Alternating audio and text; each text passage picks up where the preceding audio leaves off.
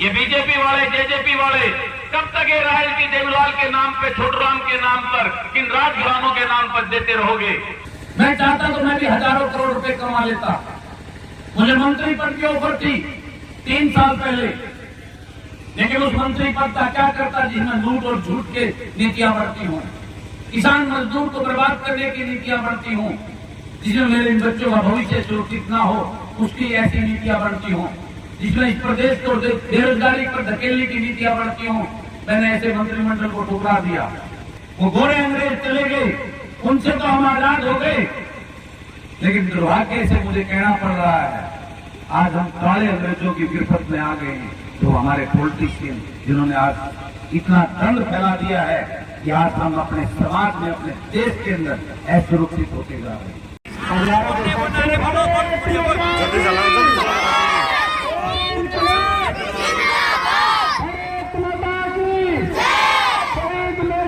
बहुत ही जुझारू विधायक हैं जो निर्दलीय करके दिल में जज्बा लेकर के पूरे इलाके में, पूरे प्रदेश में एक हमारे आर्मी के जवान इस बॉर्डर से, विदेशों से तो इस देश की रक्षा कर रहे हैं, हमें सुरक्षित रखे हुए हैं, हम चैन की नींद सोते हैं। लेकिन आज दुर्भाग्य इस बात का है,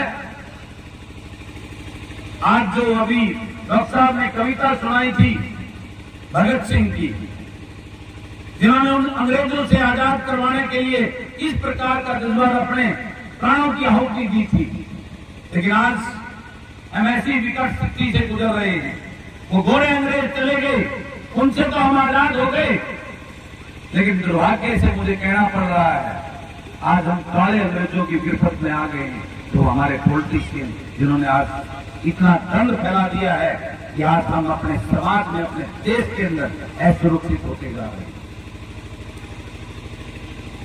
उसी भावना को समझते हुए मैं बॉर्डर पर तो नहीं जा सका एक जवान बनकर, लेकिन एक फौजी का बेटा होने के नाते ये देश के अंदर बैठे इन काले अंग्रेजों से इस देश को, समाज को मुक्त कराने का बेड़ा उठाकर मैं इस राजनीति में दम साफ करने का बेड़ा जरूर आगे बढ़ाऊंगा।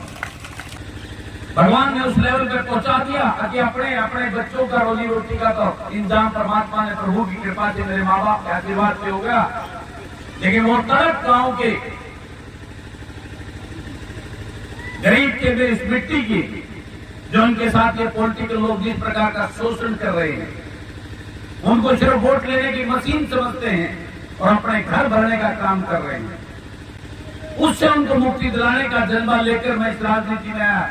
मेरे से पहले मेरे खानदान में किसी ने पंचायत मेंबर का भी चुनाव नहीं लड़ा।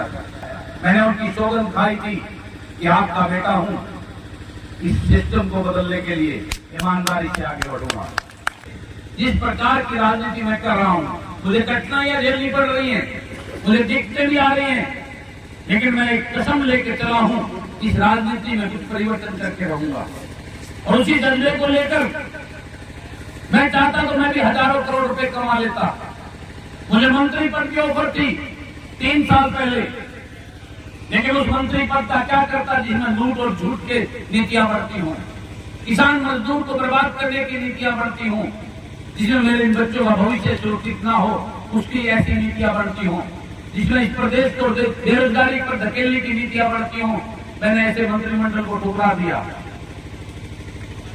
मैंने इस सरकार की गलत नीतियों के खिलाफ, मैं पहली बार का विधायक हूं, मैंने विधानसभा को एमएलए बनने के बाद अंदर से देखा, उससे पहले कभी विधानसभा को भी नहीं देखा था मैंने।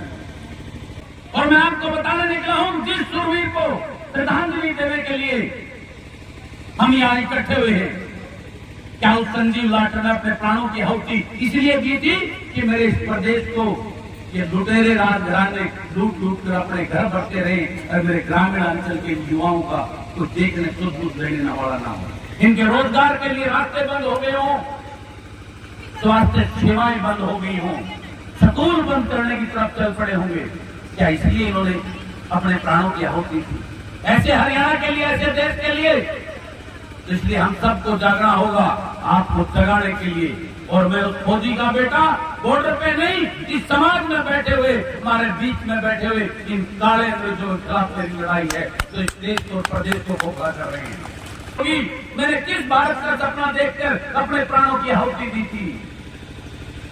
ये भारत जिसको गोरे अंग्रेज चले गए और काले अंग्रेजों ने कब्जा करके मेरे प्रदेश का और देश का शोषण कर रहे हैं।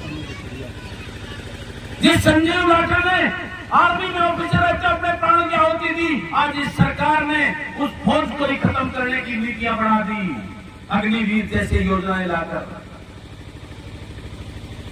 ये सब बताने के लिए मैं चाहता तो मैं भी ठाट ले लेता, इस राजकाज के मंत्री बनकर ऐसा आराम कर लेता, लेकिन मेरी आत्मा कुछ और चाहती है, मेरे दिल में आग है, कुछ बदलना चाहता हूं मैं।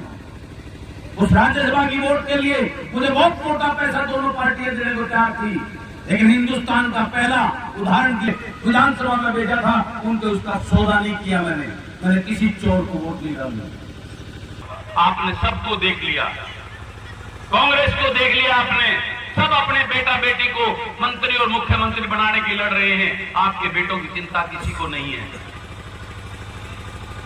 ये बीजेपी वाले, जेजेपी वाले कब तक ये रॉयल्टी देवीलाल के नाम पे, छोटूराम के नाम पर, किन राजघरानों के नाम पर देते रहोगे? इस रॉयल्टी को बंद करके असली डेमोक्रेसी वही है जो जनता के लिए काम करते हो और जनता का अपना बेटा हो, जो जनता की पसंद हो। इनके द्वारा थोपे हुए उन राजनीतिक प्रतिनिधियों को ठुकराकर अपनी सोच के अपने बेटा बेटी को आगे लेके आओ। यही जज्बा लेकर मैं इस राजनीति में निकला हूं, इस प्रदेश को जगाने के लिए।